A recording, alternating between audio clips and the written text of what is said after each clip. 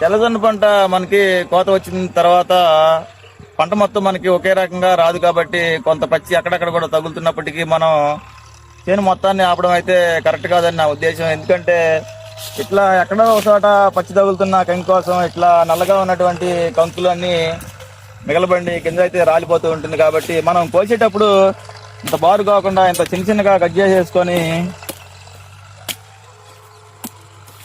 ఇట్లా మొక్కలన్నీ తొక్కేసిన తర్వాత పలుసుగా ఇట్లా ఈ విధంగా పలుసుగా అయితే వేసుకుంటే మనకి గుట్లు గుట్లుగా కాకుండా ఈ విధంగా వేస్తే మనకి కంకి గాలాడి 5 నుంచి 7-8 రోజుల మధ్యలో మనకి పంట అయితే మనం ఎత్తేసి ఆ విధంగా పట్టాలకైతే ఎత్తేసుకోవచ్చు.